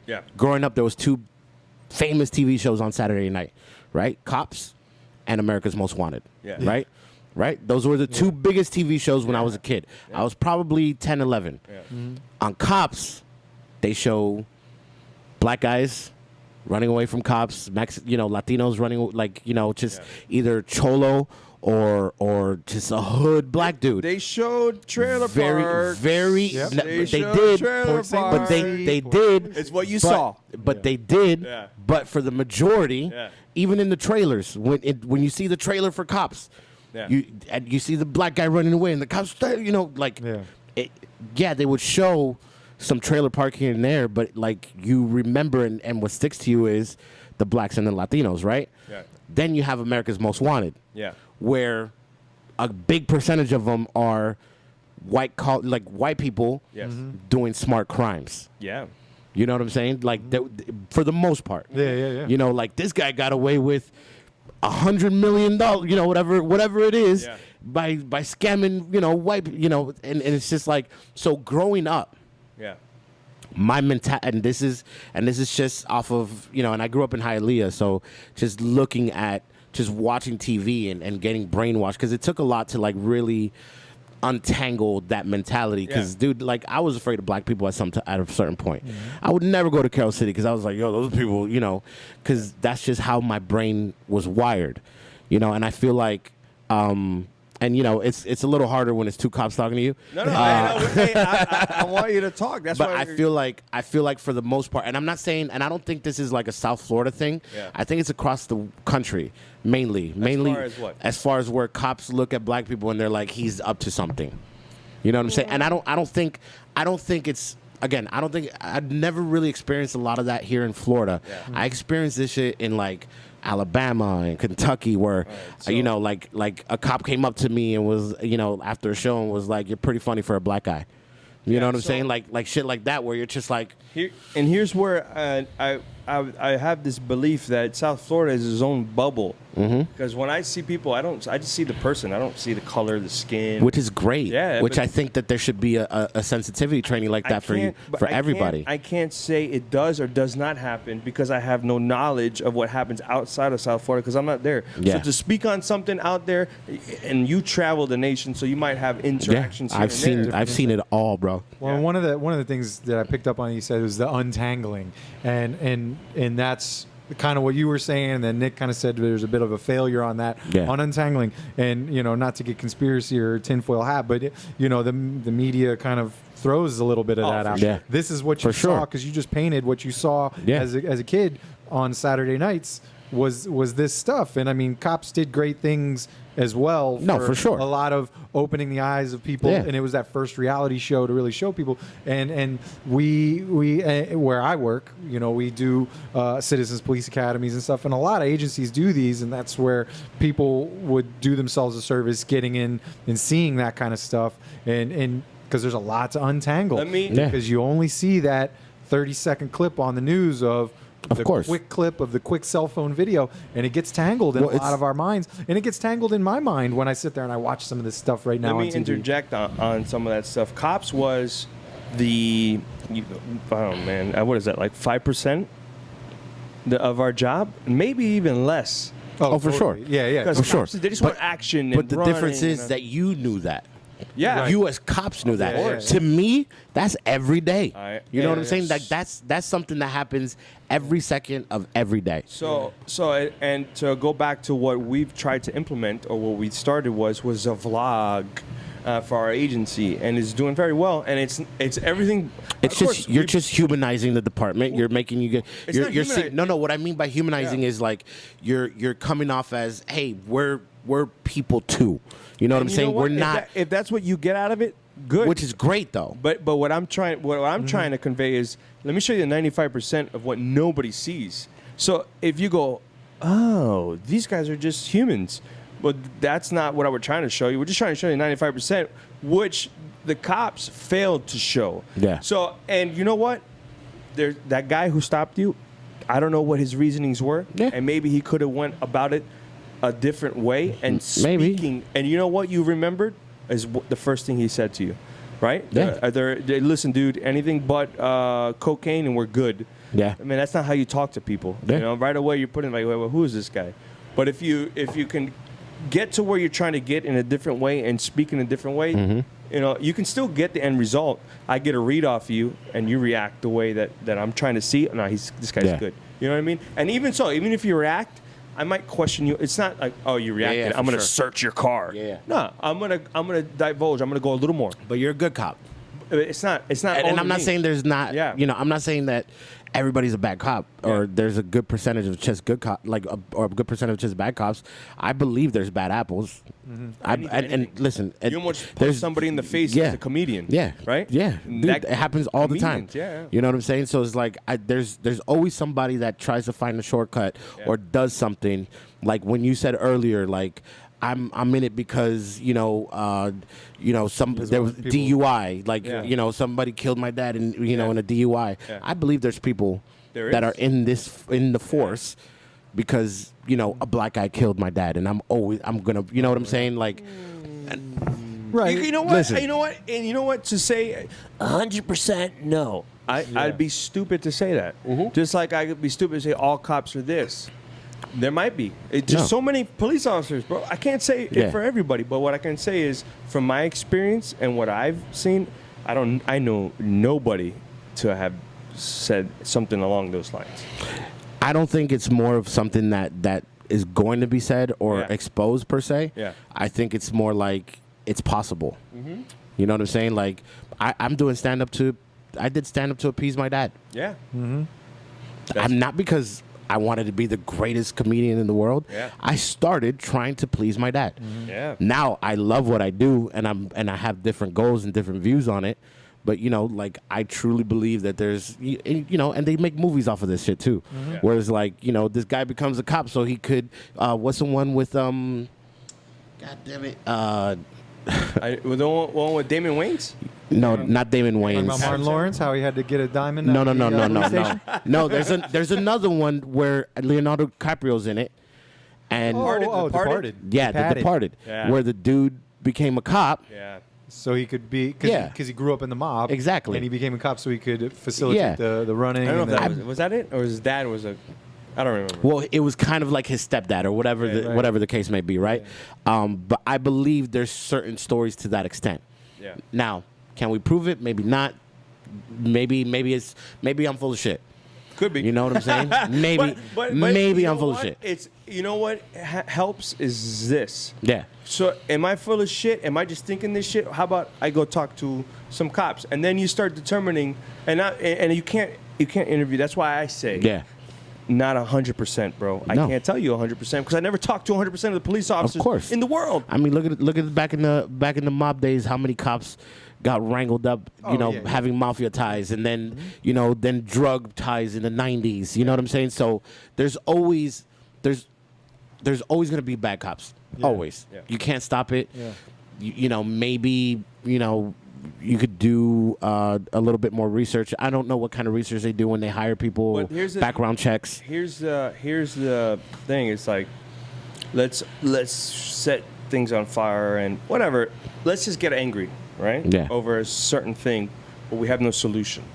So Well, and that's the thing that's killed me the most. Wait, what do you during mean this by past- that though? let's rethink police. Okay, let's talk about it. I'm willing to sit down. What, like and have defund police? Like that whole situation? Not defund, but I guess defund falls into that. But what's your problem with police officers? Mm-hmm. That's a question. So what's your problem with police officers? I have no issues. And I can give you at least and I can't speak on everyone, his agency or whatever, but I can speak on my agency. And when we had the heat got behind the Black Lives Matter, the NBA is doing the whole Black Lives Matter, and So the Heat, our agency and the Heat, we paired up. Yeah. Let's do a training. Heat, bring on who you want. Let's talk to our officers. Let's get this training in there, right? So we had this training, and the guy's talking about all the stuff that agencies can do, right? We do all that. Our department, I can't speak for every department, are light years ahead of these movements. We want this, we want that, we want this. Like we have that. Maybe not, because again, to defend a whole entire nation is it's impossible. Stupid. Yeah, you can't do that. It's impossible. But what you're saying, we have in place already. And we want body cameras, we got it. We want community policing, we have it. We want this, we have it. What else do you need? Oh, we got it. So then what's the argument behind it? Like, that sucks. Whatever happens over there. But let's not mess up our relationship what we have here in our community and what we built. For sure. You understand? But the other issue is that there's cops that make you guys look bad. Like when they had that whole thing in downtown, and what was it? There was I don't know if he was Latino or whatever, but he had like a slick back hair, and a black police officer, like a black woman, had to push him away. That was Fort Lauderdale. Was it Fort Lauderdale? Yeah, Fort Lauderdale. Fort Lauderdale. That guy got hyped up. Yeah. And then he started getting encircled by people and stuff, and he turned around and he pushed that girl out of the way and stuff like that. Yeah. It So it's like it looks horrible. Yeah. So it's like, all right, well, look, as a comic, right? Yeah. When I first started doing comedy and people had a funny laugh, I'd make fun of them. Mm-hmm. Immediately. I'd make fun of you on the spot. Yeah. Be like, what's wrong with you? You don't laugh like a normal person? Yeah. What the hell's wrong with you, right? Yeah. I stopped doing that. What's normal? Why? Because the moment I make fun of you and I make fun of your laugh and who you are as a person, you're not gonna laugh for the rest of the show, and everybody around you is gonna feel uncomfortable. Yeah. Right. I had to learn that. Yeah. Right? So like, for example, like that guy that did that, he had to learn how to control his emotions. Yeah. You're a police officer. You're supposed to be an outstanding citizen. Yeah. You know what I'm saying? That protects and serves, us. Now, granted, as human beings, we also have to understand, let's not push let's not try to put my hand in a dog's mouth like he's not gonna bite that shit. You know what I'm saying? That's one of the other things. Is you're gonna sit here and keep pushing the buttons, the buttons. It's like somebody's gonna flip. Yeah, where do you want that? You're looking for a reaction. Yeah. And you got it. Yeah. And then you say, they reacted. Yeah. And then now you see, whatever people's motivations it's just everybody has to learn. Look, man, there's a cause and effect for everything, right? Like Kenosha, Wisconsin, right? That guy should have never walked away. Yeah. Should have never walked into his car. Should have never looked like he was grabbing anything. You know what I'm saying? At the same time, did he deserve 7 bullets in his back? I don't think so. Maybe because there was so many opportunities up until he got to that point that he could have, tackled him, arrested him. Should have never got to that point. Like, the dude's literally following him. Yeah. With I don't know, was it a taser or a gun in his hand? It was a taser first. All the details. Did he have the knife on him? No, it was in the truck. Because there's certain camera angles that I know you're seeing on social media that show an item in front of him. I don't know if those are debunked or not. Yeah. So on whether that's so. And I'm going to give you multiple scenarios because I can't. Here's the thing that we learn, and this is again, it's not. It could be. I get it why people don't understand. It's because we don't do a good job explaining, and we have to before things happen like that. We have to explain. Like, this is what we do. This is why we do it. This is the reason behind it. If I talk to you about the nightclub that you're at, hey, did it get raided? Hey, isn't that? Were you driving in the area? Were you pulling out of the parking lot? Were you doing everything? So it might go, oh, okay, I get it. It might not be right what the guy said to you, but you understand how it got there. Of course, it's a cause and effect. Yeah. So you know what I'm saying? There's behaviors, there's things, and there's training that we do, and it could be some instances there's a lack of training, or they never went to apprehend the guy. We don't know what the officers saw. If they saw a knife or they saw the guy holding something, well, guess what? I'm not going to go hands on with this person, because if it's a knife, my bullets in whatever you believe in the movies, unless it's a well placed shot to the heart, and even so, you could still move before the blood goes out of your body and then you go limp, or a shot to your head where it completely incapacitates you. It's really hard to put rounds into somebody who's stabbing you with a knife. For sure. And you might not, even this close, he might miss because he's going, reacting and then trying to pull a gun out. So there's a lot of, I'm not going hands on with a guy that has his hands in his waistband, before if he's I might look for a window, because it's windows that open and close. For sure. This is my windows that I got. Like a joke. Figure it out. If you like, I had a couple of jokes that you had, but you were talking. I can't go back because they're not gonna make sense. But there's windows, There's windows. Figure it out. This is police work. Figure it out. And this is how quick it is. You get your hand in there. You got a chance to grab that guy, secure his arms, tackle him to the ground, handcuff him, and then find out what he's touching in his waistband. Because number one, I can't give you the all the details because I don't have. Yeah. I'm talking in any situation. Hypothetically, I'm going to secure that guy because I was there on a call because there's domestic violence. This was the aggressor, and he wasn't even aggressor or on the receiving end. He was just trying to, I believe, if I'm not mistaken, he was trying to separate. Well, first off, they were on the floor wrestling him for some reason. So they were already wrestling him for some reason. And then she's screaming, these are things that I've read, she's screaming, he's got my kids in the car. He's got my kids in the car. Yeah. So that's what I'm saying. Yeah. So I get it. Here's on my end. I know the system. I know how things work. I can't give you a concrete answer. For sure. Here's on the other end that doesn't know the system, doesn't know how things work. That guy was wrong. He shouldn't have shot him that many times. This and that. At the end, when everything comes out, I can say, this is everything. He shouldn't have shot him that many times. Yeah. Before then, I can't tell you, because guess what? If it takes 8 shots to put somebody down and stop a threat that could be perceived that this guy's going for a gun, because where do people hide guns? No, in the car. In the car where? Yeah. I mean, it could be on the side. It could be on the, whatever. Yeah. Yeah. I've been for plenty sure. of times. I actually bluffed a guy one time who, their whole van full of people, before I was a police officer, they were going to get out and fight me or whatever, because some guy asked me where weed was. Hey, you know where we get some weed from? And I'm like, yeah, you need weed? Yeah, I go, being an asshole. I go, hey, yeah, there's a nursery down that sells plants. In between the pots, I'm sure there's some weeds that grow out, and they got heated. So they got out of the car, the van, and I reached down under my seat.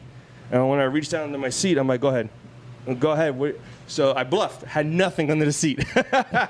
The guy's like, you look back at to his boys, he's like, nah. So what you got under, a little 22? And I was like, you'll find out. But I went under my seat. That's the universal rule. Somebody reaches under the seat. For sure. It's good. So where did this guy go? From what it looked like, he went towards under the seat. So I perceive it. And any other human being out there that's stuck in that situation, they could see that. I get that. These windows are That's why I said, like, it's a hard, like, that's a hard example of getting mad at the police. Well, and it's tough, and this is what's been killing me over this past 6 months, because like what I do is a community officer, and I speak. Oh, you got a lot of work to do. And I speak. You got a lot of work to do. You know what's a bummer is a lot of work that we've already done for years, and years and years. That then one thing gets pulled, it pulls it right back down. We got to start over. Wait again. a minute. It's like a bummer, but I want to go ahead. Continue. But I want to. Like through this whole thing, I've wanted to be able to just get into those meetings, talk to those people, get out in the street, and it's so much easier face to face than creating a Facebook post with a photograph and some typed words or whatever. Because we know typed words don't work with people because you read it in whatever tone. So and to actually look at somebody in the eye and explain to them and go, these are the things that from my experience I see, and these are what I do, and then stopping and listening and say, now what do you see? And listening to it and taking it in and going and turning it around and all right, well now how can we change what we do? But then also, is this conversation helping you to change how you handle yourself, or maybe how you teach your kids how to, just different things like that. And that's what we do in the streets and talk. And COVID, we can't do it as much. Or now you're like this, and you're trying to talk to somebody like this. And you're breathing heavy, and it's and if you don't, a lot of challenges these days, man. A lot of challenges. What I was gonna say is on that. You said we have a lot of work to do, and maybe with the people that don't get it, that don't live the day to day struggles that some of these inner cities do, but in the inner cities, man, huge support. Going through these times, huge, and you would be shocked. We go to Midtown, right? It's two officers in my crew. They go to Midtown. They go to eat. Midtown and the Miami area is affluent area. Very, I guess, social justice. It's like almost like a Wynwood, but a little more upscale in Midtown. So it actually is in the jurisdiction or the district of Wynwood, whatever. Neither here nor there. They go to a restaurant, right? And as they're walking in, there's some people on the patio area before they get into the restaurant to order some food to take it back to the station. And a lady goes, ew. She goes, excuse me, 6 feet, please, to the officers. So the officers are like, okay. And one officer, she's a female, hilarious. She goes, oh, for you, I'll stay 8 feet. Just as like, man, we're just walking into the things, but they were already targeted. So then there's people in the restaurant, people in line, mask off or whatever. So they go to order, right? So when they're about to order, they go, yeah, can I get and they, put your mask back on. Put your mask back on. We're not serving you unless you have your mask back on. So she's like, oh, I apologize, but there's like everyone here has mask on. I was just taking it down so you could hear me. The other officer's like, let's go. Let's get out of here. So they leave, right? So they go to Little Haiti, a little more urban. And Chef Creole. Yeah, so they in that area, they ended up, and we don't put it this way, they took care of them. Officers, no, we want to thank you, thank you so much, this and that, and it was a different feel. So the people that are living the area, that they're like, we need the police. Yeah. Don't defund the police. Well, listen, police. there's different. It's and I can say this because I'm half black, I guess. Yes. White people is what's killing this movement. You know what I'm saying? That's like you. white people. I didn't say it. You white said people. And I'm only nodding because I can hear you. And listen, at the end of the day, right? I remember growing up where just white people would stand up for black people. Yeah. You know what I'm saying? And which is cool to a certain extent, but once you push it to that place where it's like, all right, you're taking it too far. Like, we didn't say that. You know what I'm saying? Like, look at all the protests. Like, most of the people that were doing damage were of white descent. So we spoke about that per se, and the people that participated in when the riots kicked off in Miami, when cars were on fire. man, it started out with thousands of people, right? Yeah. Thousands of people out there for the right reasons, right? And then let's say thousands, you get 200 knuckleheads that embed themselves in there, right? Yeah, of course. So you get people that like, I want justice for this guy, George Floyd, right? Yeah. Completely wrong what that officer did, kneeling that long. Him and all the officers around him. So subdued that long, that's it. Why do you even? The guy's subdued. He's done. So just get your knee off the neck. But you know what bothered me? You know what I think is a big thing? Pride in police work. You got to get rid of pride. It's the biggest enemy. You got to get rid of pride. Pride is the biggest thing. You're a human. I'm a human, right? I might make a mistake, and I'll apologize to you. I'm sorry. This is why I did what I did. I'm sorry about that. But the guy was saying, "Sir, you got a knee on the neck." Okay, that was like 5 minutes into it, bro. Bro, you got his knee on his neck, and it kept going. It's like if you can't, let's say in the heat of a moment, right? We're taught to put the knee on the shoulder blade, right? And that can control you. If I got my knee on your shoulder blade, you can't get up. I got my knee and put my weight on your shoulder blade, right? You won't be able to get up. No matter how hard you try, and I'm just kneeing on your shoulder blade because your whole body is trying to move like that, and then you got other position or whatever. But in the heat of the moment, if I'm fighting and I got my knee just goes to your neck on accident because you can't. I'm not precise. We're humans. Yeah. I'm not precise. It might happen. When somebody points that out to you, you say, "Oh, let me readjust my knee." But the moment somebody points, because they're not police officers and I have authority over you, I think that whole incident was pride. That's pride. All right, and that's I don't disagree. That's very much horrible in police work, and we need to. But what do you call it with the other guy just, knowing that was going down? Like let's say you were the one on his neck and you were watching, like you wouldn't say anything. The rookie kid. Yeah. The rookie kid and that kid's life is messed up. And again, I'm not going to speak on things that haven't been done with or whatever. But as a rookie, I understand what happens as a rookie. It's like when you're in football. Can't really say anything to a vet. No, you know what I'm saying? Like, unless you're that cocky rookie, but you could see it in his face that he was just like, like you could tell, right? Like in the video, you could tell that kid didn't really agree with how the whole situation was going down. So, now I'm teaching. I'm teaching these recruits and everything that come out, and then and this has been implemented before, and that's what I say. Maybe I don't know. I can't speak for 100%. But I know what we're doing, and what we're doing is we're holding each other accountable for each other's actions. So if you see dude, just what's right is right, what's wrong is wrong, and don't be afraid to say something. No matter how long, huh? What do you say? We're humans, right? Yeah. Cops are humans that get temperaments and they get pissed off. Of course. Right? So it's on me to see Justin getting pissed off at you and say, "Bro, I got this." Yeah, tap out. Yeah. Go ahead, man. I got this. Back off. Hey, man, let me talk to you. And you gotta be smooth it over, man. This is what's going on, and you get down to that human thing, and we're teaching that, and we've taught that in the past, and we've gone. That's why I say when I hear things, I'm like, bro, we do this. So when going back to when this stuff popped off in our area, I was like, I left. I told my wife, no way, not in Miami, not in our hood. We are good with our people. We've had a shaky past in the past, whatever, but you can't acknowledge that and you can't move forward. So, shaky past, we move forward, we build bridges, everything's good. No way, babe, don't worry about it. This is nothing. We'll be all right. We're going to escort the crowd that wants to go. We're going to get in front, and we're going to make sure the intersections are blocked, that no cars hit them, and we're going to be in the back, and we're going to navigate them, and we're going to help them out. Where do you guys want to go? You want to go right? Let's go right. You guys want to go left? Let's go left. You guys want to go to the police station? Let's go to the police station. Right? So that's facilitate. That's what we were on. That's the tip that we were on. But then you got 200 knuckleheads that are not from this area, and there's intel, and there's videos. I'm from Oakland. I'm from here. I'm from there. They got flown in to do whatever they had to do, right? And it went from thousands to hundreds to 100 to 50 to 20. Yeah. To where it's like Miami got with it, and we're like, we want the right things to happen, but we're not with that.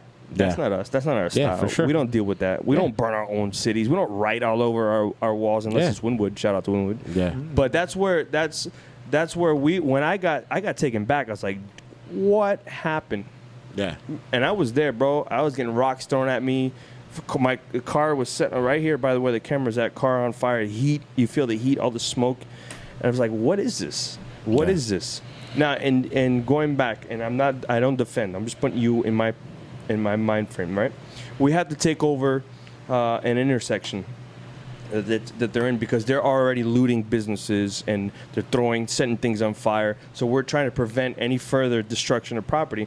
But yet we need to get this intersection out of control and control this crowd. Yeah.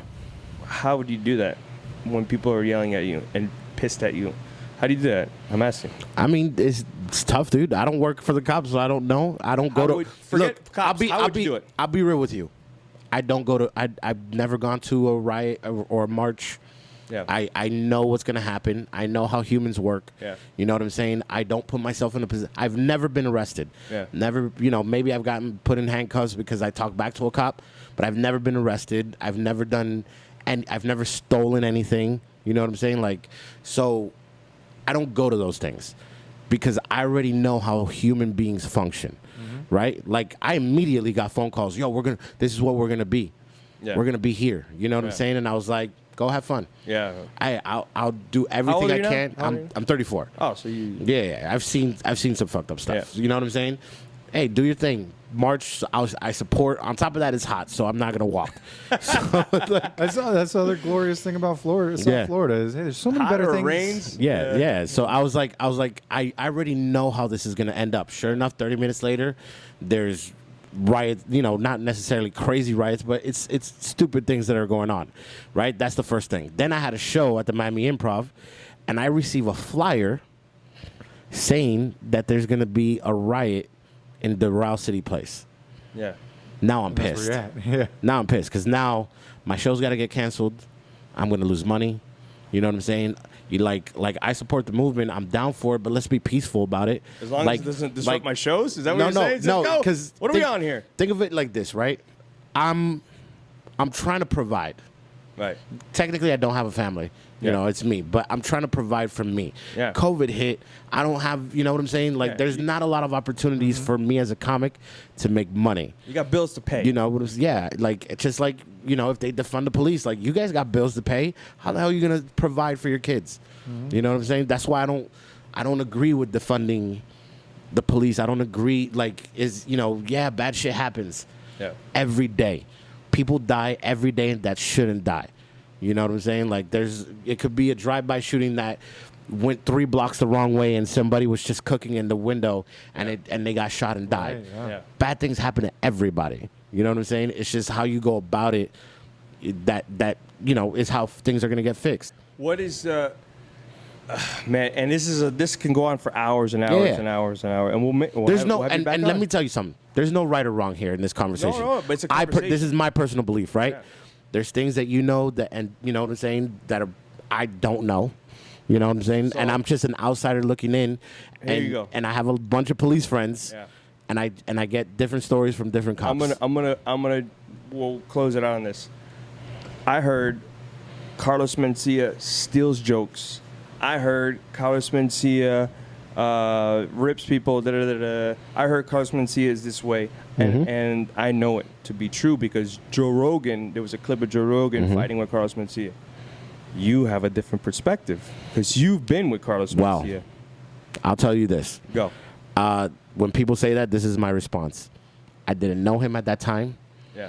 I don't know what kind of person he was at that time. You know what I'm saying? Like, I don't know. I didn't know his comedy at that time. You know, so like I don't make judgments on anybody until I personally meet him. Yeah. So did it happen? Maybe. Yeah. Did he steal jokes? I don't know. You know what I'm saying? I wasn't a comic. I wasn't at the store. I wasn't part of that elite group of comics that came out of that era. You know what I'm saying? Yeah. All I could tell you is, since I've met the man, I haven't seen any of that. So I gotta take what, your word for it or no? No. Everybody has their opinion. Okay. And I have to respect your opinion just as much as you have to respect mine. I'm getting that. That's it. That's the thing is, it sucks because you know who he is now. Yeah. Maybe he did something. But Maybe he did, bro. You know the ins and outs of what is going on now. Yeah. And for me to speak on what he's doing now, no, he's still stealing jokes. You're Yeah. like, bro. You know what I mean? That's not. Well, that's where I would be like, I'm buying your ticket. Right. Come sit down at the show, watch what he does now, and you make the right assumption. And this is where I go back to that police need to do a better way of communicating. Here are the rules. Here are the regulations. This is what we do. Hey, take your time, Cisco. Figure out, learn about our things, and then make your assumption about why this officer went to that versus jump into a conclusion because this person said that. That's where I'm cool with, because I understand it, because I could step back and say I understand why they're thinking that. I understand why that, and I understand that looks bad, because they just don't understand, and it bothers me because I'm like, man, you don't understand that this guy went to a place where there's always a, if I'm gonna hide a gun, it's gonna be in the glove box. If it's for purposes, I might slide it in my seat or put it under my seat. Mm-hmm. If I get pulled over by the police, right? I'm a police officer. I put my gun on the side of my seat, and I put my hands on the wheel, and I say, just to let you know, I'm a law enforcement officer, and I have my service weapon right here on the side of me, okay? But I have no criminal history. I'm not a convicted felon, so I'm not trying to hide the weapon. Yeah. If I'm trying to hide the weapon, it goes under my seat. Yeah. So this way, if I get pulled over, there's a chance that the officer's not going to look into my car. He won't see it under my seat, but it's still accessible to me. And I can reach down with my right hand versus my left hand because I'm righty. So I'm going to reach down with my right hand, grab the gun. Lefty, I got to reach across, grab the gun. It's awkward. This is more comfortable. There's no setup. So I'm right here. So once you put in, it's called the totality of the circumstance and what you know and what you perceive as a reasonable officer. So you know all this. So the problem is that we don't convey that to the Joe citizen. And they're like, oh, this and that. So somebody runs with it. The news tells them this is what it is, and you say, well, that's what it is. That's what it is. And you're like, oh no, man. And I'm like, that's not what it is. That's not what it is. All I gotta say is two things, right? The first thing is, if there's any cops watching this and you pull me over and I try to reach to the side, it's because there's probably a French fry or some shit. I don't own guns. I love guns. Yeah. I respect guns. Yeah. I don't own it because I know my attitude and I know me as a human being. Same thing my dad says. Yeah, like I know me. I know if I lose my cool, I'm gonna get that fucking gun and do whatever it is. That's why I've never owned a gun before. Yeah. I'll go to a gun range. I'll shoot. I'm a great shooter. Yeah. But I can't own a gun. How would that foot chase look? No, there's no foot chase. It's either it's ride or die, baby. What's the other thing? I forgot. Whatever. Totally forgot. I was so focused on the fry thing. No, I don't know what the other thing is. But my thing is, the other thing was this. As humans, right? And this doesn't necessarily go for you, but maybe people that are watching, we need to make informed decisions, right? Don't let social media or the news, sway what your decision is. Read, look up, inform yourself. You know what I'm saying? Like there's a YouTube site that I go to where this guy shows videos of why the cop shot who he shot, and he made a stupid decision by pulling out his gun, and he should have, like the totality of circumstances, right? And just listen. There's I've seen videos of things happening where I'm just like, people are like, oh, it's fucked up, and I'm like, he was kind of wrong.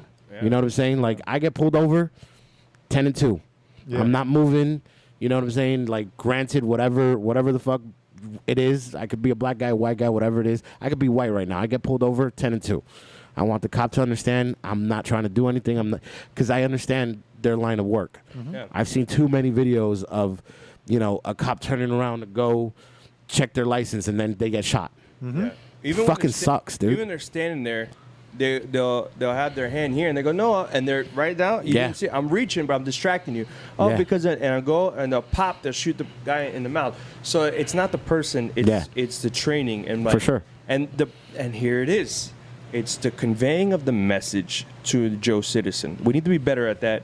And I could see where some faults are. I'm not going to say, we did nothing wrong. Yeah. But we need to convey and make the public understand, look, when we stop you, there's some dangers involved and might not be you. Yeah. But take a look at some of these videos, all right? Boom, boom. These are going to be hard to watch. Bang, bang, bang, bang, right? You run a couple clips, and then you say, this is why we recommend. You don't have to because there's no law. If you want to be, nah, I'm going to sit right here like this. Well, that's on you, man. Yeah. But understand that these are the situations how we're trying to tell our officers, man, we want you to go home safe at night. You're doing a job. There's no reason why you deserve to die. Oh, you signed up for it. You're going to die. No, there's no reason. Yes, there's a percentage. Something's going to happen, but it is what it is. You know, the guys that clean the windows up there, they might fall. And did he deserve to die? No, but he knew what he was signing up for. But it shouldn't be that he has to die. And if he dies, he knew what he signed up for. So we try to minimize that by putting ourselves in the best situation possible. So we're not disrespecting you.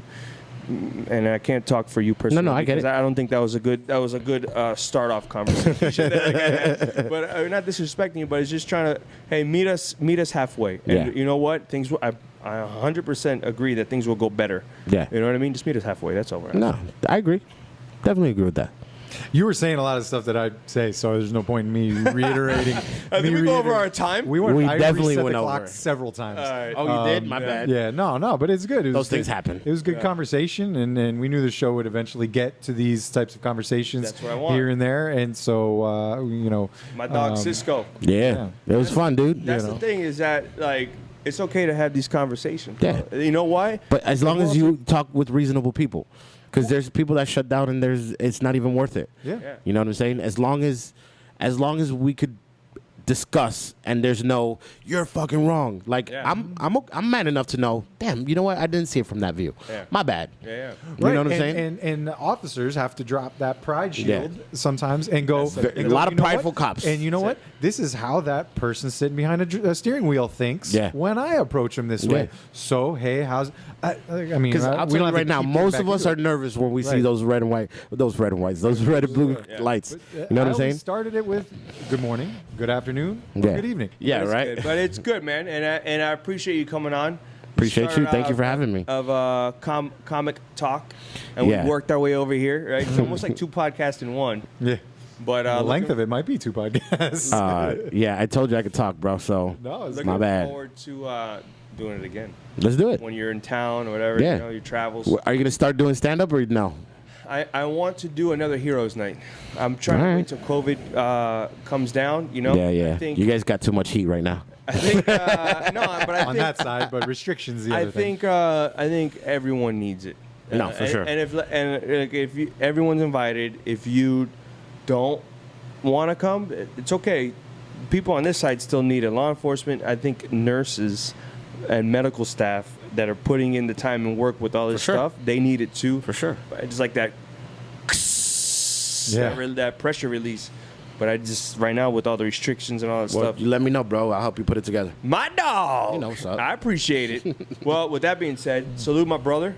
I'm going to lift it up. I don't know what you got left. I ain't got nothing in there, sir. All right. I was an alcoholic this show. Hold on. There we go. Wait a minute. That's coffee. It is. My bad. All right. Salute. Oh, that was good coffee. Calling all units. Calling all units. Donut shop has a fresh dozen. Go ahead and take a 1040.